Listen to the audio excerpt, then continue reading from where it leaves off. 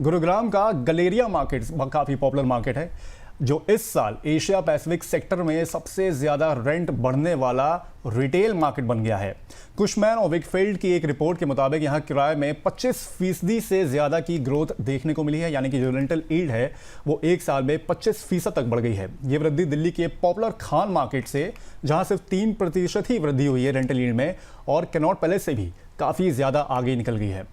Sir, retail rent में इतनी तेज़ बढ़ोतरी, जैसे कि हमने बताया कि 25% की बढ़ोतरी हुई है गलेरिया मार्केट की, और छोटे दुकानदारों और स्टार्टअप्स के लिए यहाँ पर क्या जोखिम पैदा करती है, और उन्हें इस तरह की हाई रेंट लोकेशन में दुकान लेने से पहले किन इकोनॉमिक और कानूनी पहलुओं पर सावधानी से यहाँ पर विचार करना चाहिए? देखिए, 25% का रेंट बढ़ना छोटे बिजनेसेस के लिए एक तरह से फाइनेंशियल बर्डन होता है। पहला रिस्क, प्रॉफिट मार्जिन स्क्वीज हो जाते हैं, खासकर जो लो मार्जिन बिजनेसेस हैं उनके लिए, जैसे ग्रोसरी वगैरह में मार्जिन बहुत कम होता है। दूसरा, अगर सेल्स प्रोपोर्शनली नहीं बढ़ती तो बिजनेस वायबिलिटी भी खतरे में पड़ जाती है।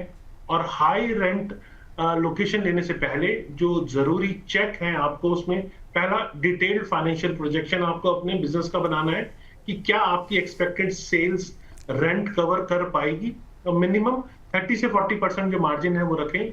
रेंट निकालने के बाद लीज एग्रीमेंट को भी ध्यान से पढ़ना है आपको, rent escalation clause, lock in period और एग्जिट ऑप्शन जरूर देखना है।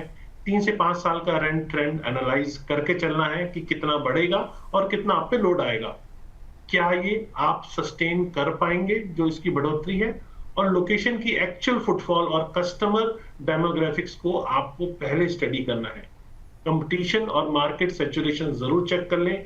इमरजेंसी फंड अपने पास रखें, कम से कम 6 महीने का रेंट आपके पास होना चाहिए, और ऑपरेशनल कॉस्ट का भी आपके पास 6 महीने का अरेंजमेंट होना चाहिए। अगर डाउट है तो नियर बाय कोई दूसरी अफोर्डेबल लोकेशन आप एक्सप्लोर कर सकते हैं। अगर पॉसिबल हो तो दूसरी रेंटल जो आपकी मार्केट है उसको ज़रूर एक तरह से यहाँ पे एक्सप्लोर करें। सब मार्केट के लिहाज से अगर देखा जाए तो फिर खान मार्केट एक तरह से बोला जाता है एनसीआर की जो है सबसे ज़्यादा हाई रेंट वाली एक तरह से मार्केट है। हालांकि ग्रोथ के मामले में यहाँ पर ये पिछड़ी है और गलेरिया मार्केट यहाँ पर आगे आ गई है। अगर सर गुड़गांव की मार्केट को थोड़ा सा हम लोग ध्यान में देखें, रेंटल जो इसका जो ग्रोथ है वो लगातार बढ़ा है, प्राइस के लिहाज से भी कहीं ना कहीं ये क्या सर लग रहा है कि आगे चल के दिल्ली एनसीआर की सबसे महंगी मार्केट बन सकती है, या कोई और इसमें दूसरी मार्केट आप देख रहे हैं दूसरे एरियाज के?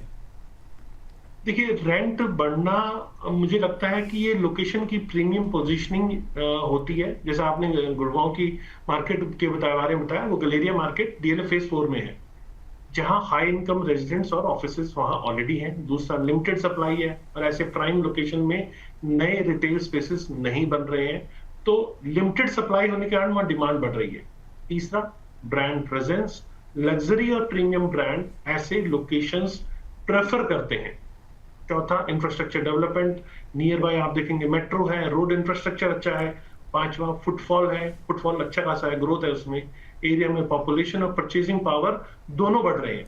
तो सस्टेनेबल ग्रोथ पहचानने में आपको समझना है पिछले 3 से 5 साल में मैं तो ये कहूंगा ऑक्यूपेंसी रेट जो है क्या रहा है, कितना बढ़ा है, और क्या actual sales data rent justify करता है।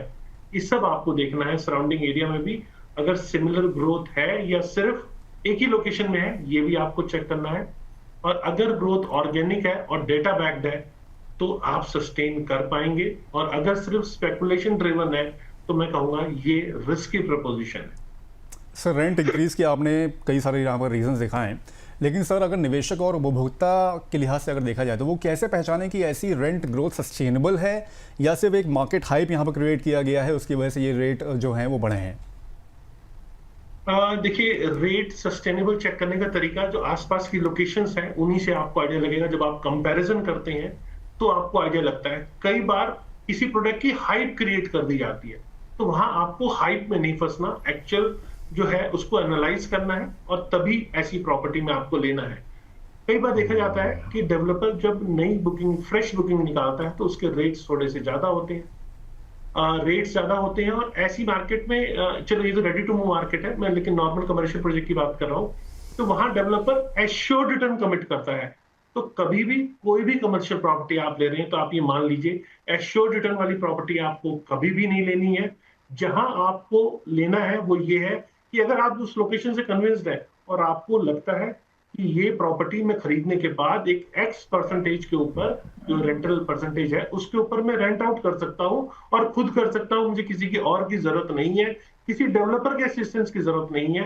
तो वैसी ही कमर्शियल प्रॉपर्टी आपको चुननी चाहिए। और कितने रेंट पे चढ़ेगी, क्योंकि कमर्शियल का जो रेंटल रेट होता है अप्रोक्सीमेटली 4 से 6% के आसपास होता है। मान लीजिए आपको एक एक्स परसेंटेज रेंट मिल रहा है, 4% के हिसाब से आपने कैलकुलेट किया कि मेरा ये ईयरली 4% है रेंटल, तो उससे आप पूरी वैल्यू प्रॉपर्टी की निकाल सकते हैं। तो वो आपकी एक्चुअल वैल्यू होनी चाहिए 4 to 6 डिपेंडिंग अपॉन लोकेशन। अगर इतना रेंटल आ रहा है तो आपको वो प्रॉपर्टी लेनी चाहिए, नहीं तो वो प्रॉपर्टी छोड़ देनी चाहिए।